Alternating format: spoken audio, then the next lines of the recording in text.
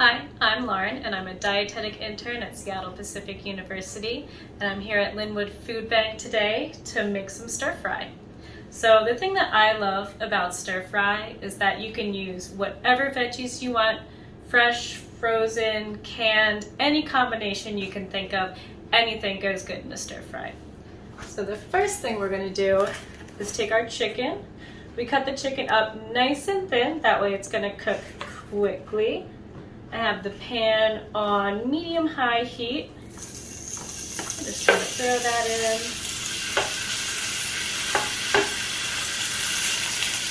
Try to unstick any that may have clumped together.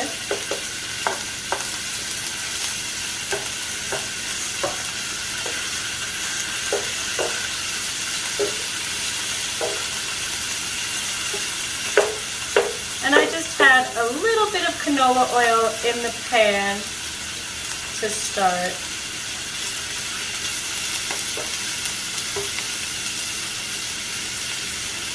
What I love about chicken as a protein source is that it's very low in fat. So choosing something like chicken over pork or beef is going to help maintain your heart health and keep your cholesterol low.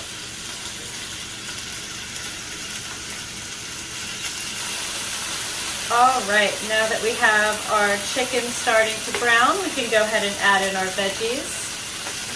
The first veggie we're going to add in is some cabbage. So cabbage is in the cruciferous vegetable family, along with things like Brussels sprouts and broccoli. It's called cruciferous because it almost looks like a cross in the center. You have those 4 leaves coming out. I'm going to add that in.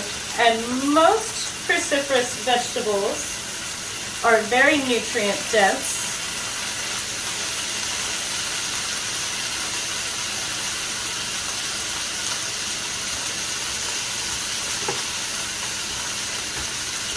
And many of them contain folate and vitamin D.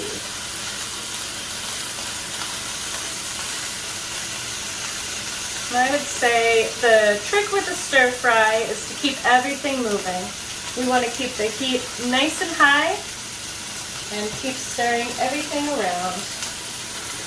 Next up we have some zucchini. And zucchini is rich in antioxidants. And antioxidants help slow the aging process. Not really, but you know, we can hope.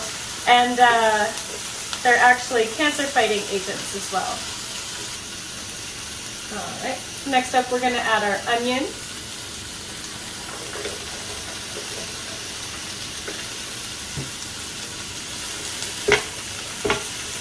Give that a good stir.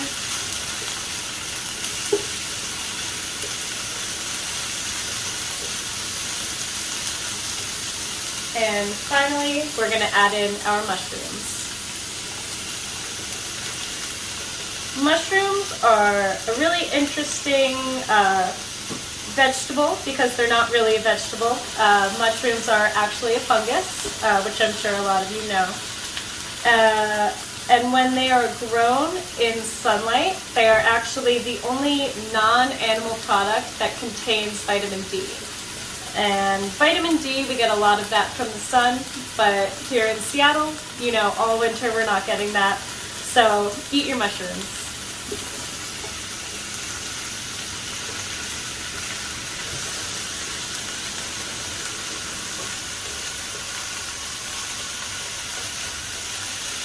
And these mushrooms specifically are cremini mushrooms.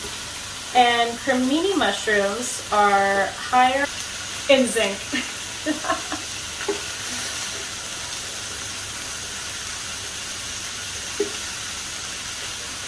And zinc is an important nutrient for your immune system, as well as vitamin D. So these are great for the immune system. Eat them during cold and flu season.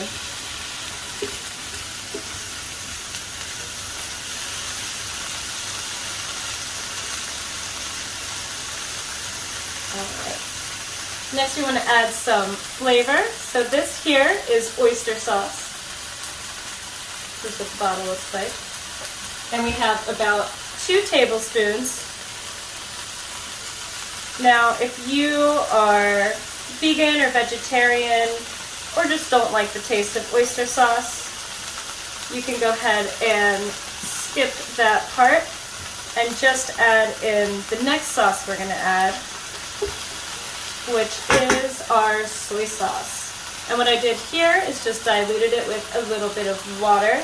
That way we can get an even coat on everything. I did a 1/4 cup of water with 2 tablespoons of soy sauce. And we want to pick the low sodium soy sauce, keep everything nice and heart healthy with our lean protein and our low sodium. Now we want to let this cook for a little bit until all the liquid is mostly cooked down, and then it'll be ready to serve. Alright, now that we have most of that liquid cooked down, it looks like we're just about ready to serve. So you're going to grab your rice. I normally like to eat about 1/2 cup of rice, but the serving is going to be different for everybody depending on your gender, how big you are, your age, any of those things. We're going to grab a nice big portion here.